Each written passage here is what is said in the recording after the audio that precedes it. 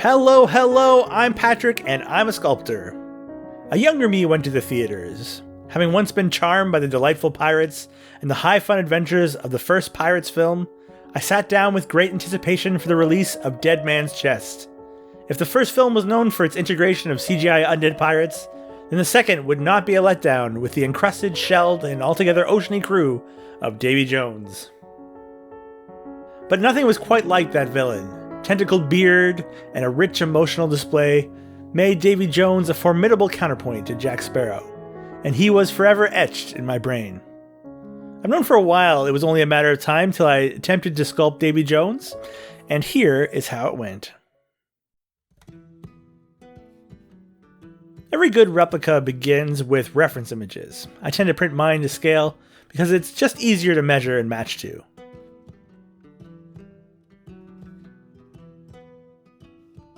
And so I measured my armature wire and found an appropriate base for the figure. The first crucial step was that of getting the basic shape.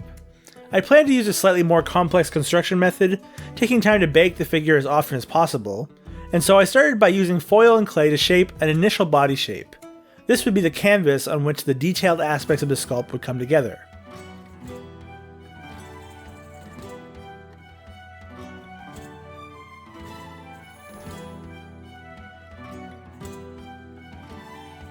Once baked, I was able to build up the shapes of the legs and feet and add on the details necessary for the barnacled look of Davy Jones. For the right leg, this meant detailing in the ridges and adding nautical semicircles.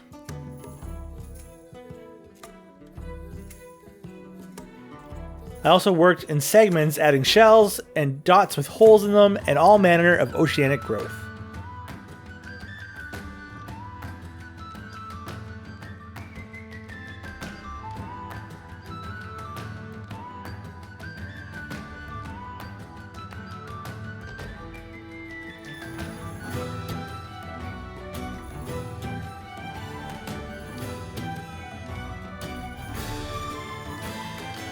The other leg needed similar attention, but with a finny peg leg.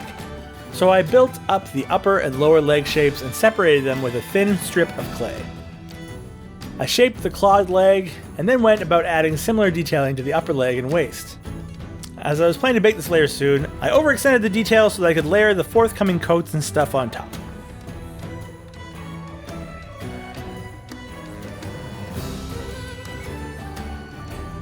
Once baked, I began working on the layer for the vest. I wrapped a thin sheet of clay around the waist and created a dividing line up the torso for the vest.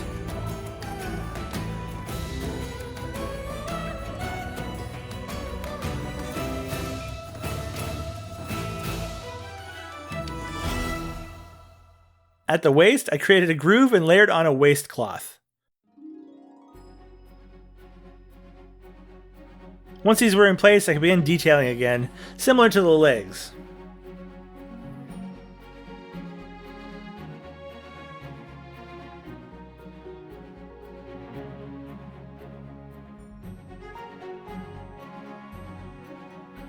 I also added material for a belt and a buckle and detailed them as well. And then I baked. Now it's time to begin shaping the upper body and building the coat layer. I made thin arms, thickness will be added later, and rolled out a thin layer of clay, cutting it to go around the left arm and around for the back of the coat. But before attaching it, I roughed up the material with random depth, holes, shells, and other details. Oh, and I also added buttons. Once thoroughly roughed up, I attached the coat to the body.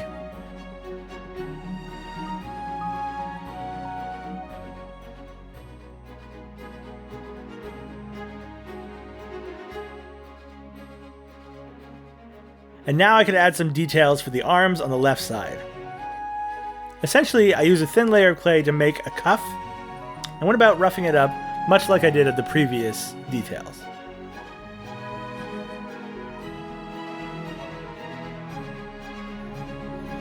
I did similar on the other arm as well. Now the jacket doesn't actually go on Mr. Jones' right claw, because the claw is big and the coat is very small. This meant later I needed to do cuff removal surgery because the sleeve of the coat hangs on the back. And to make that happen, I made a sleeve to hang on the back of the jacket.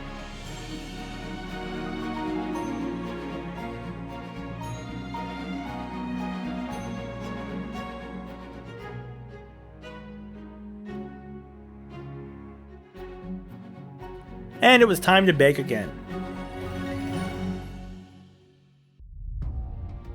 And now the big feature began, the head. This was done in 2 stages. First, I did the broad facial details, with a particular emphasis on the facial expression.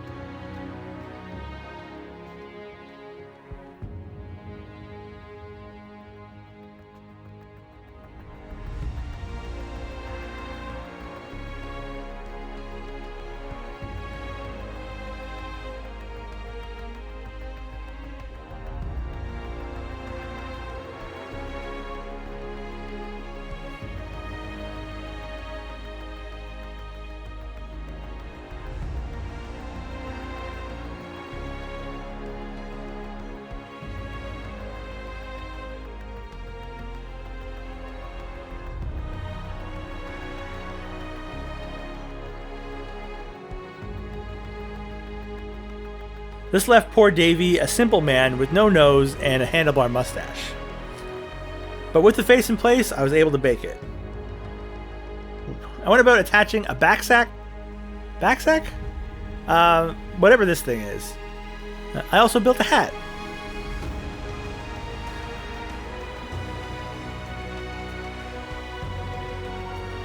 And then I rolled and detailed some 43 tentacles.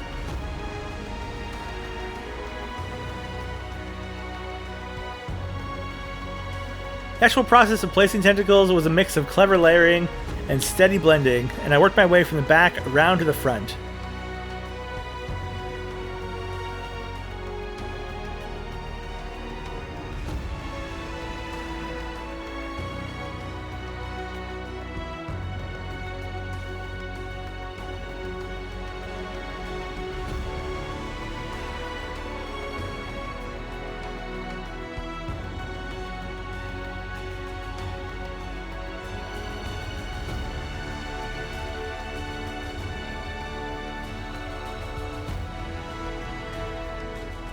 And I left the 4 major tentacles to last.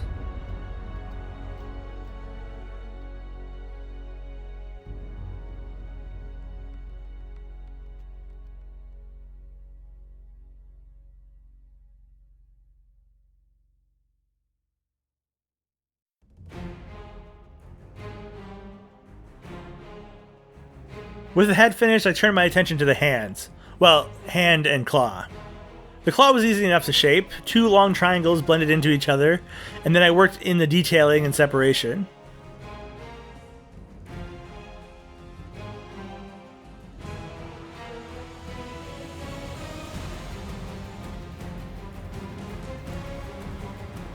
And finally, for the sword hand, I pre-baked a long, thin sword-like piece of clay, and on it built the semblance of a hand, as well as one last tentacle to latch onto it.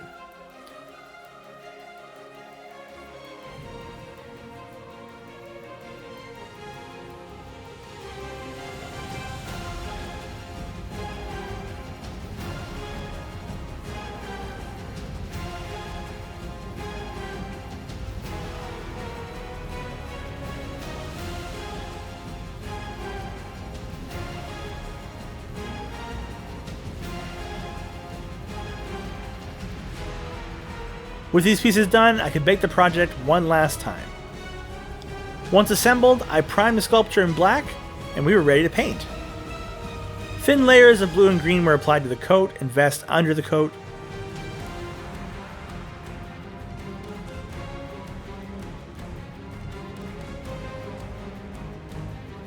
I added touches of red to any crab-like pieces and some cloth.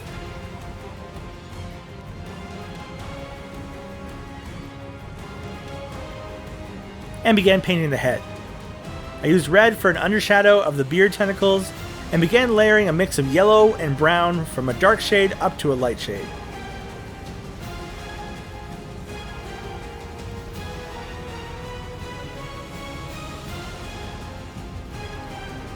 When everything had a good color, I went through and dry brushed some white over detailing on the body and the face.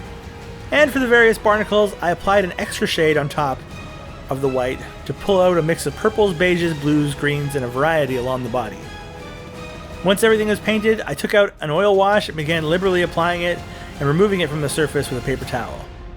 And once everything dried, I did some final highlights, and Davy Jones was ready for his close-up.